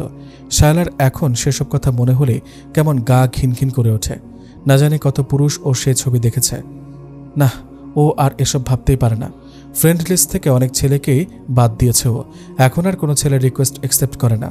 সেই শায়লার এমন পরিবর্তন কি করে রাহাত মেনে নেবে? এখন ছবি আপলোড করা তো দূরের, ছবি তুলেই নাও, এমনকি বোরকা পরেও না, শুধুমাত্র নিতান্তই প্রয়োজন না হলে, যদিও তেমন প্রয়োজন হয় না। এইসব মেনে নেওয়া কি করে সম্ভব রাহাতের পক্ষে, যে কিনা এখনও অন্ধকারেই আছে? রাহাতের কাজিনরা, বন্ধুবান্ধব, কলিগরা রাহাতের বোন যখন নিজেদের পারিবারিক ছবি বা বউকে জড়িয়ে ধরে তোলা ছবি ফেসবুকে দেয়, তখন রাহাতের খারাপ লাগবে, এটাই স্বাভাবিক। কারণ রাহাত এখন আর সেটা করতে পারে না। এই নিয়ে শায়লার সাথে মনোমালিন্য হয়েছে কয়েকবার। রাহাতকে নাকি ওর বন্ধুরা বলে, কিরে তোর বউ মরে গেছে নাকি, বলে হাসাহাসি করে। কিন্তু শায়লার পক্ষে মরে গেলেও এখন আর আগের অবস্থায় ফেরা সম্ভব না। কারণ সে রাহাতের থেকে অনেক অনেক বেশি ভালোবেসেছে আল্লাহ আর তার রাসূল সাল্লাল্লাহু আলাইহি ওয়াসাল্লামকে। আর সেই মানুষের পক্ষেই আল্লাহর সব বিধান মানা সম্ভব, যে মানুষ আল্লাহকে ভালোবাসে। দুনিয়ার কোনো কিছুই তাকে মোহবিষ্ট করতে পারে না। দুনিয়ার কোনো কিছুর লোভে শেয়ার পড়ে না। দুনিয়ার কষ্টগুলোকে সে খুব সহজে মেনে নিতে পারে, কারণ সে জানে আল্লাহ তাকে দেখছেন, খুব কাছে থেকেই দেখছেন। বেশ কিছুদিন পর শায়লা ফেসবুকে লগ ইন করলো।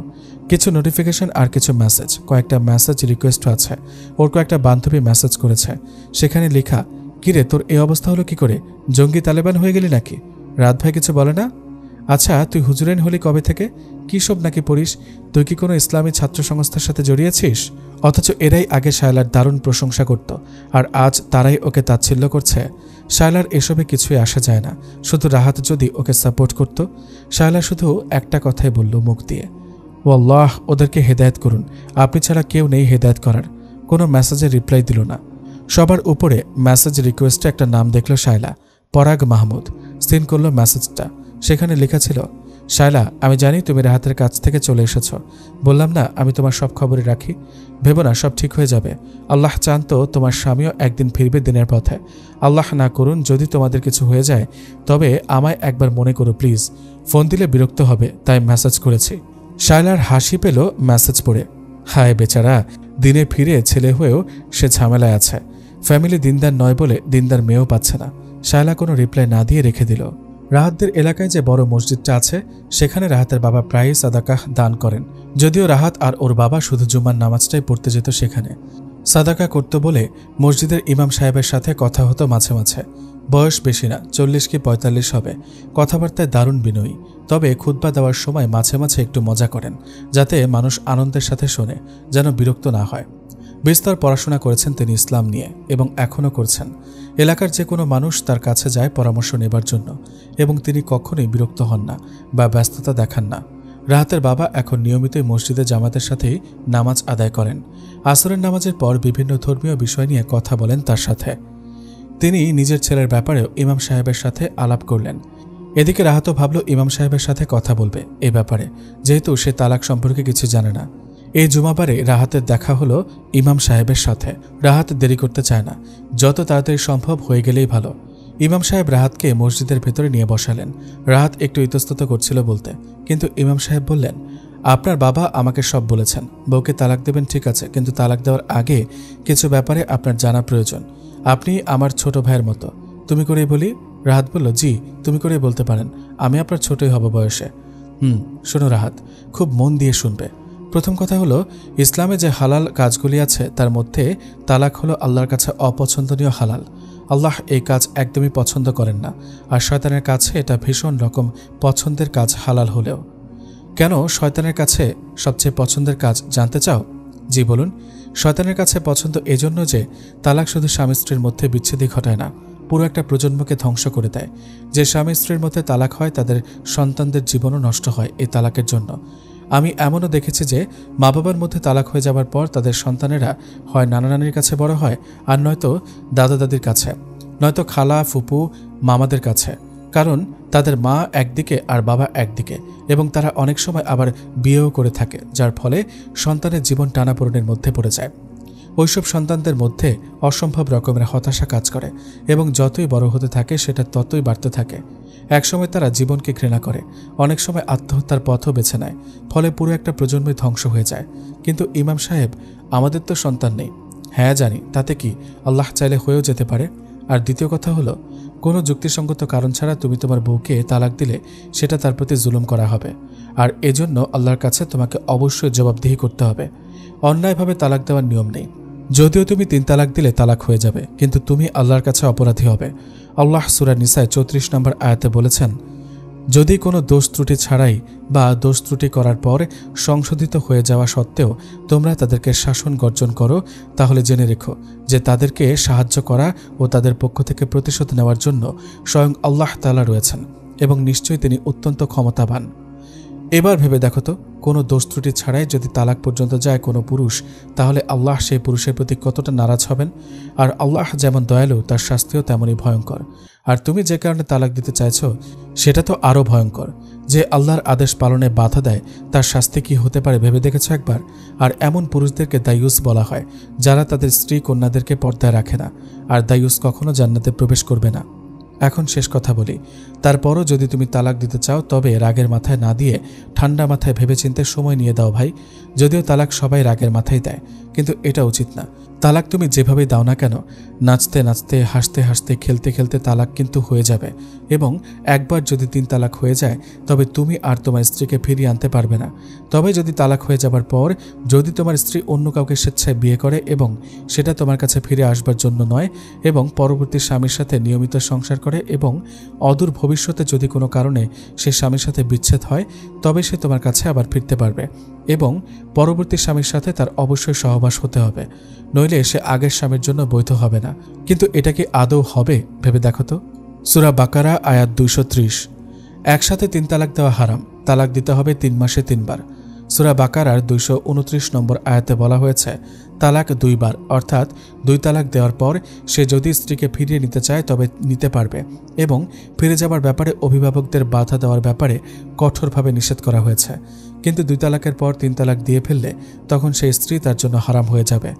আসলে তালাকের ভয়াবহতা সম্পর্কে যদি সবাই বিয়ের আগেই জেনে নিত, তবে আজ এত বেশি তালাক হতো না স্বামী স্ত্রীর মধ্যে। তালাক আজকাল পান্তাভাত হয়ে গেছে, না জেনে না বুঝে তালাকের সিদ্ধান্ত নিয়ে নিচ্ছে মানুষ। ইসলাম এটাকে জায়েজ করেছে ঠিকই, কিন্তু চরমভাবে নিরুৎসাহিতও করেছে। অথচ আমরা এর সদ্ব্যবহারই বেশি করি। প্রত্যেক ছেলে এবং মেয়ের বিয়ের আগে তালাক সম্পর্কে বিস্তারিত জানা উচিত। তাহলে যত যাই হোক না কেন, বিয়ের পর তালাকের কথা তারা মাথাতেই আনত না। হাদিসে এসেছে, কোনো মুমিন পুরুষ যেন কোনো মুমিনা স্ত্রীকে ঘৃণা না করে। যদি সে তার একটি আধটি কথায় অসন্তুষ্ট হয়, তাহলে তার স্ত্রী অন্য কোনো ব্যবহার দ্বারা অবশ্যই তাকে সন্তুষ্ট করবে। মুসলিম শরীফে হাদিস নাম্বার 1091। রাসূলুল্লাহ সাল্লাল্লাহু আলাইহি ওয়াসাল্লামের বিদায় হজের ভাষণে রয়েছে, নারীদের ব্যাপারে আল্লাহকে ভয় করো, তারা তোমাদের সাহায্যকারী। কোনো স্ত্রীও বিনা কারণে স্বামীকে তালাক দিতে পারবে না। আজকাল অনেক মেয়ে স্বামীকে ড্যাম কেয়ার ভাব দেখায়।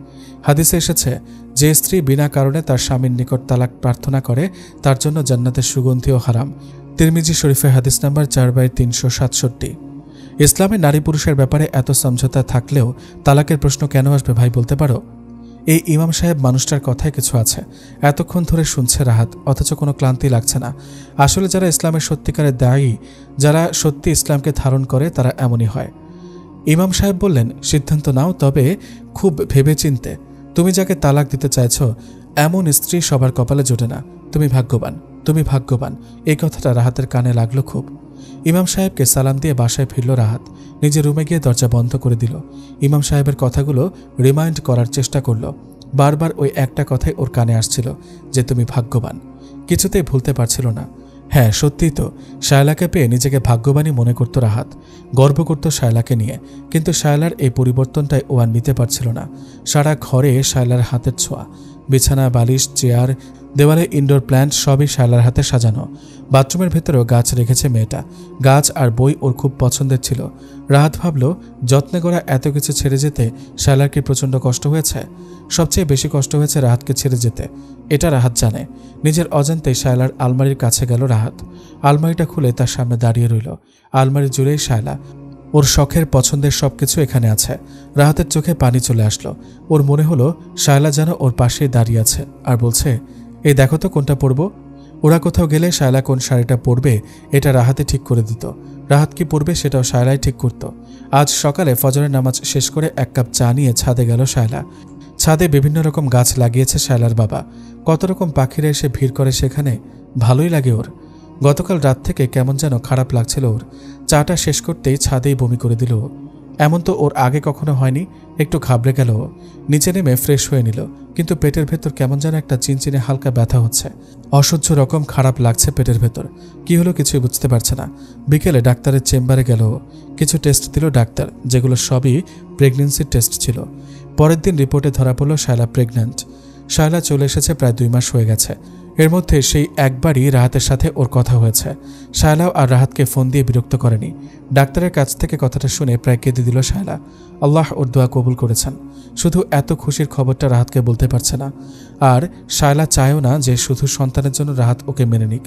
শায়লা বাসায় ফিরে ওর বাবাকে বলল, আর এটাও বলল, বাবা তুমি কখনোই রাহাতকে বা আমার শ্বশুর শাশুড়িকে বলবে না যে আমি কনসেপ্ট করেছি। মনে করবে এই কথাটা তোমার কাছে আমার আমানত। আমি চাই না শুধু সন্তানের জন্য রাহাত আমার কাছে আসুক। শায়লা ঘরে ঢুকে দরজা বন্ধ করে এশার নামাজে দাঁড়ালো। মোনাজাতে নিজের কান্না আর আটকে রাখতে পারল না। 2 হাত তুলে আল্লাহর কাছে বলল, আল্লাহ হে দয়ালু, আপনার ভান্ডার অফুরন্ত, আপনি অসীম, আপনার দয়ার সীমা নেই। সবই দেখছেন আপনি। আপনি তো গর্ভবতীর দোয়া কবুল করেন। আপনি আমার দোয়া কবুল করে নিন। আমার স্বামীকে হেদায়েত করুন। আপনি তো বলেছেন আপনি ছাড়া হেদায়েতের মালিক কেউ নয়। আপনি চাইলেই সব পারেন। একটু দয়া করুন, ওনাকে কবুল করে নিন। আমি চাই না আমার সন্তান তার বাবাকে ছাড়াই বড় হোক। আমি তো পাপী, আমি তো তওবা করেছি। তবে কেন এখনও আপনি আমার উপর নারাজ হয়ে আছেন? আপনি কি আপনার কথা রাখবেন না? আপনি তো পবিত্র কোরআনে বলেছেন তওবাকারীকে মাফ করে দেন। তাহলে আমি কি ক্ষমা পাবো না? দয়া করুন আমাকে, আর পরীক্ষা নেবেন না আমার। আমিন। শায়লা 2 হাতে মুখ ঢেকে কাঁদতে লাগল। সেদিনের পর থেকে রাহাত প্রায়ই সেই ইমাম সাহেবের সাথে নামাজ আদায় করত, আর মাঝে মাঝেই 2 জন বসে গল্প করত। তাদের মধ্যে ধর্মীয় বিভিন্ন দিক নিয়েই আলোচনা হতো। আর সেই সুবাদে রাহাতের কিছু দিনী বন্ধুও জুটে গিয়েছিল। দিনী ভাইগুলো যথেষ্ট বিনয়ী আর সদালাপী ছিল। রাহাত এর আগে কারোর সাথে কথা বলে এমন ভালো লাগা অনুভব করেনি। তাদের বোঝানোর ক্ষমতা, মুখের ভাষা, তাদের হাঁটা চলা সবকিছুই কেমন অন্যরকম। এমন না যে তারা শুধু দিন নিয়ে পড়ে রয়েছে, তারা উচ্চশিক্ষিত। সেখানে জেনারেল লাইন থেকে আসা দিনী ভাইও আছে। কথায় আছে সৎসঙ্গে স্বর্গবাস। রাহাতের বেলাও তাই হলো। একদিন রাহাত সেই ইমাম সাহেবের বাসায় গেলেন। ইমাম সাহেবই তাকে নিয়ে গিয়েছিলেন। সঙ্গে সেই দিনী ভাইরাও ছিল। সবসময় মসজিদে আলাপ করা সম্ভব হয় না, তাই তারা রাস্তায় না দাঁড়িয়ে বাসায় বসে কথা বলেন। ইমাম সাহেবের বাসাটা বেশ সুন্দর, গোছানো, পরিপাটি। দামি কিছুই নেই, যা আছে তাই যত্নে রাখা। বসার ঘরের দেওয়ালে কয়েকটা আরবি ক্যালিগ্রাফি, টি টেবিলে রাখা বিজ্ঞান নিয়ে আর ইসলাম নিয়ে লেখা কিছু ধর্মীয় ম্যাগাজিন। পুরো ঘরে কি অদ্ভুত একটা পবিত্রতা। এমনিতেই যেন মন শান্ত হয়ে যায়। ইমাম সাহেব নিজেই চা করে আনলেন। বললেন, আমার স্ত্রী এই সময়টা বাসায় থাকেন না, তিনি একটা মহিলা কলেজে পড়ান। সকালে বাচ্চাকে স্কুলে দিয়ে উনি কলেজে যান, তাই আমি চা করে আনলাম। জানি না ভালো লাগবে কিনা। রাহাত বলল, তবে আপনি যে সেদিন বললেন মেয়েরা কাজ করতে পারবে না। না রে ভাই, ব্যাপারটা এমন না। খুব বেশি প্রয়োজন হলে কাজ করার অনুমতি ইসলাম দেয়। এখানে স্বামীর অনুমতিও স্ত্রীকে নিতে হবে। আর স্ত্রীর মা মানে আমার শাশুড়ি অসুস্থ, আমার শ্বশুর রিটায়ার্ড, একটা ছোট বোন আছে, পড়াশোনা করে, কোনো ভাই নেই। আমার স্ত্রী তাদের বড় সন্তান, আর আমি যা ইনকাম করি তাতে তাদের দায়িত্ব নিতে পারি না। আমারও মা বাবা আছেন, তাদেরও দেখতে হয়। এজন্যই চাকরিটা আমার স্ত্রীকে করতে হয়।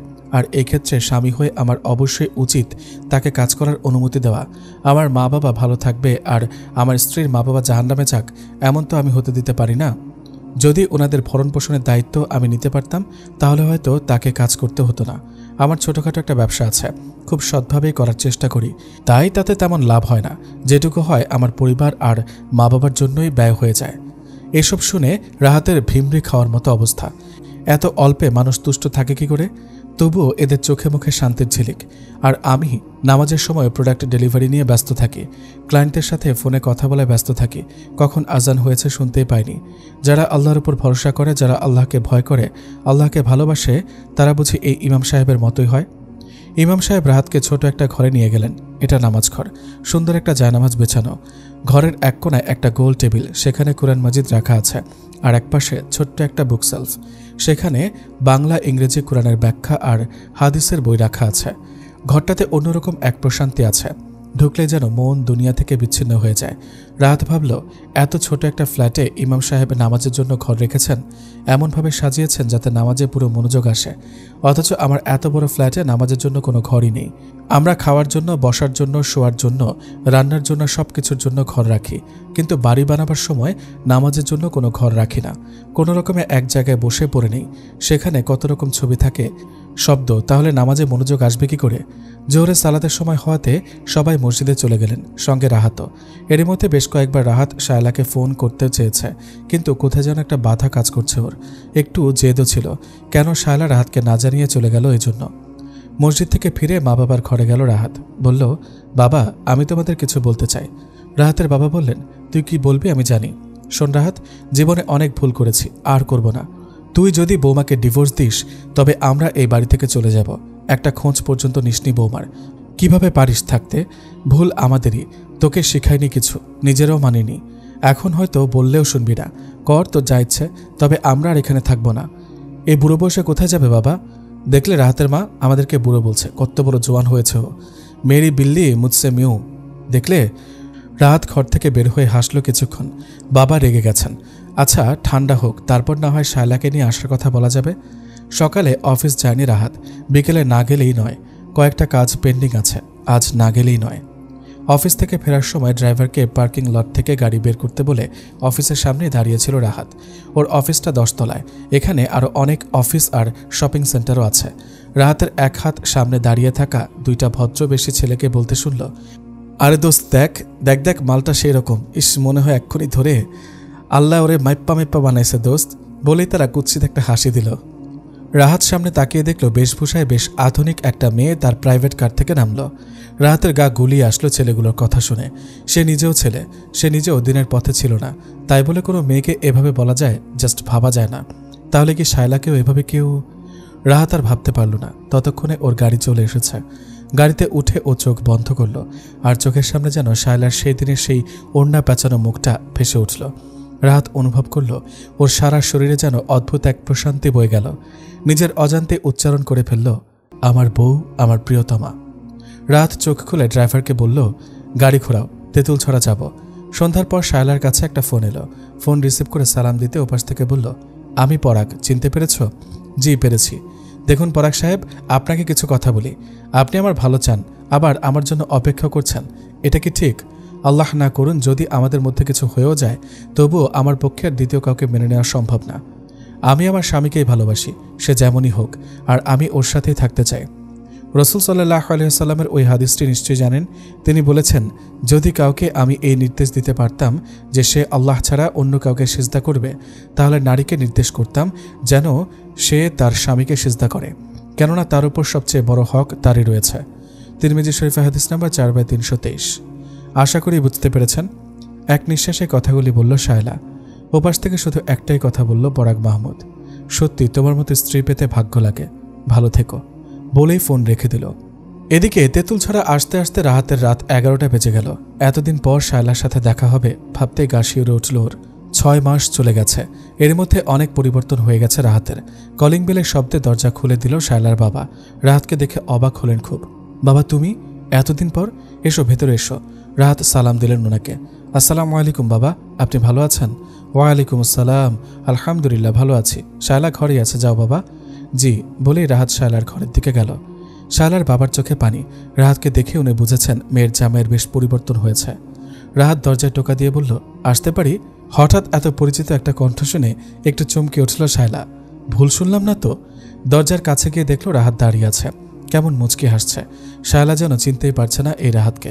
মুখে দাড়ি তো ওর কোনোদিনই ছিল না, সবসময় ক্লিন শেভ করত। শেভিং কিটস ওর প্রিয় জিনিসগুলোর মধ্যে একটা ছিল। ব্র্যান্ডের শেভিং কিটস ছাড়া ইউজই করতো না, আর সেই রাহাতের মুখে দাড়ি। রাহাত বলল, হা করে তাকিয়ে না থেকে আগে ঢুকতে তো দাও। রাহাত ঘরে ঢুকে শায়লার হাত ধরে ওকে খুব কাছে টেনে নিল। বলল, এত অভিমান তোমার, আমাকে না বলে চলে এলে? শাস্তি দিতে চেয়েছিলে না, পারলে দিতে? শায়লার চোখ বেয়ে অঝরে পানি ঝরছে। রাহাত খুব করে জড়িয়ে ধরল ওকে। বলল, কাঁদতে শুধু জানো, আর কিছু জানো না? শায়লা ফুপিয়ে কেঁদে উঠল। কাঁদতে কাঁদতে বলল, হ্যাঁ জানি, ভালোবাসতে জানি। রাহাতের শার্ট খামচে ধরে বলল, কোথায় ছিল এতদিন? রাহাত 2 হাতে শায়লার মুখটা তুলে বলল, বিয়ে করতে গিয়েছিলাম। তারপর জোরে হেসে দিল। আর শায়লা নিজের স্বামীকে জড়িয়ে ধরে কাঁদতে লাগল। সুখবরটা শায়লাই দিল রাহাতকে। রাহাত কি করবে ভেবে পাচ্ছে না। আল্লাহ ওকে এত খুশি কোনোদিন একসাথে দিবে ভাবতে পারেনি। পরের দিন সকালে ওরা বাড়ি চলে আসলো। প্রেগন্যান্সির পুরো সময়টা শায়লার সাথে সাথে ছিল রাহাত। যখন বাসায় থাকতো নিজের হাতে খাইয়ে দিত। যত্নের কোনো ত্রুটি রাখেনি রাহাত। এখন ওরা দুজনই দিনের পথের পথিক। পুরো জীবনের রঙে পাল্টে গেছে ওদের। আরও উজ্জ্বল আর স্নিগ্ধ হয়েছে সব। আরও 6 মাস পর রাহাতের পাশে ড্রাইভিং সিটে শায়লা বসে আছে। শায়লার কোলে ছোট্ট জান্নাত। শায়লা আর রাহাতের মেয়ে জান্নাতুল ফিরদৌস। আল্লাহ সুবহানাহু ওয়া তাআলা পবিত্র কোরআনে সূরা কাসাসের 56 নম্বর আয়াতে বলেছেন, আপনি যাকে ভালোবাসেন ইচ্ছে করলেই তাকে হেদায়েত করতে পারবেন না, তবে আল্লাহ যাকে ইচ্ছা হেদায়েত করে থাকেন এবং তিনি হেদায়েতপ্রাপ্ত লোকেদের সম্বন্ধে ভালো জানেন।